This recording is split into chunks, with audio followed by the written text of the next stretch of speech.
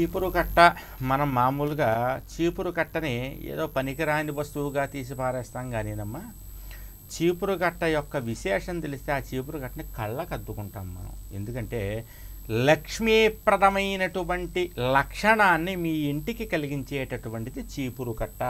ఒరే ఎడం కట్టతో ఎడం చేత్తో ఆ చీపురు కట్ట దూరంగా పెట్టేసేయి అంటారు, కానీ ఎడం చేత్తో కాదు కుడి చేత్తో ముట్టుకోవాలి. ఎప్పుడు చీపురు కట్టని ఎడం చేత్తో ముట్టుకోకూడదు. ఎందుకంటే మీ ఇంట్లో ఉన్నటువంటి దరిద్రాన్ని ఊడ్చేసి లక్ష్మీదేవి మీ ఇంట్లో అడుగు పెట్టేటటువంటి విధంగా చీపురు కట్ట మిమ్మల్ని అనుగ్రహిస్తుంది. అందుకని మీరేం చేయాలంటే ప్రతిరోజు లేచిన తర్వాత ఇల్లు ఊడుద్దామని అనుకునేటువంటి సమయానికి ఒకసారి చీపురు కట్టని ముట్టుకోబోయే ముందు లక్ష్మిని తలుచుకుని చీపురు కట్టకి మనసులో నమస్కారం చేసుకోండి. తర్వాత చీపురు కట్ట పట్టుకోండి.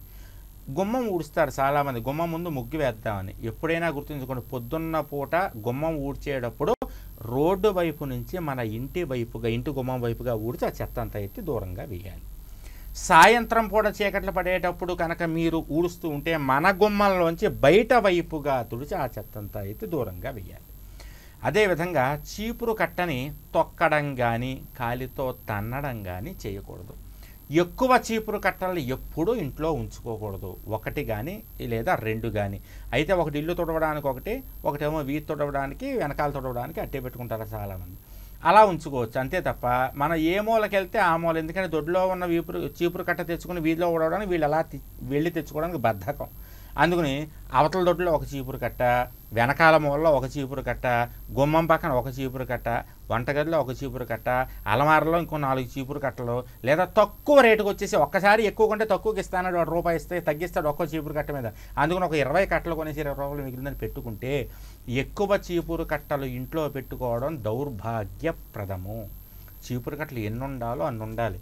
మందులు కూడా అంతే. చాలామంది ఏం చేస్తారంటే ఎప్పుడు తలనొప్పి వస్తుందని తలనొప్పికి 4 షీట్లు, జ్వరం వచ్చేస్తే అర్ధరాత్రి ఏం చేస్తాను ఒక 4 షీట్లు, నీరసం వస్తే అలాగనే ఒక 4 షీట్లు ఇలా కొనిపెట్టుకుంటారు. చూసారా, ఎక్కువ మందులు అవసరం లేకుండా ఇంట్లో ఉంటే రోగాలు పెరుగుతాయి. ఇంట్లో ఎక్కువ చీపురు కట్టలు ఎక్కువగా కొనిపెట్టుకుంటే కనుక దరిద్రాలు పెరుగుతాయి.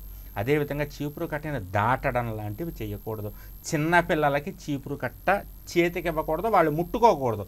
10 ఏళ్ల లోపల పిల్లలు చీపురు కట్ట ముట్టుకోకూడదు. కొంతమంది సరదాగా మా అమ్మాయి చూడండి ఎంత బాగా తుడిచేస్తుందని వాళ్ళ పిల్లల గొప్పతనం చూపించడానికి చీపురు కట్ట చేతికి తుడిపిస్తూ ఉంటారు. చూసారా, చిన్న పిల్లలు 10 సంవత్సరముల లోపల పిల్లలు చీపురు కట్ట పట్టుకుని ఇల్లు తుడిస్తే లక్ష్మీదేవి సహించలేదు. పసిపిల్లలు దేవుడితో సమానం. అందుకని చెప్పి లక్ష్మీదేవి కోపం వస్తుంది. అందుకని చీపురు కట్ట విషయంలో మీరు జాగ్రత్త వహించాలి. అదేవిధంగా చీపురు కట్ట ఒకటే కాదు, దాటకూడనటువంటి చాలామంది రోకళ్ళు బండలు అంటారు చూసారా, పొడుగ్గా ఉంటాయి. ఆ రోకళ్ళు బండలు కూడా దాటుతూ ఉంటారు. ఎప్పుడూ ఒక్కనాటికలా దాటకూడదు. చాలామంది దాని మీద కూర్చుని సరదాగా ఆడుకుంటూ ఉంటారు. అలా కూడా ఆడుకోకూడదు.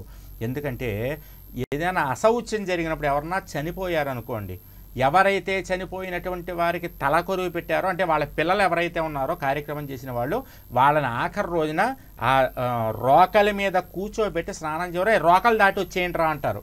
కొన్ని ప్రాంతాలు అయితే చీపురు కట్ట పెట్టారు, చీపురు కట్ట దాటి వచ్చేయండిరా ఇంట్లోకి అంటారు. అంటే అశుభం చేసినటువంటి వాళ్ళు మాత్రమే చీపురు కట్ట దాటాలి, రోకలి దాటాలి.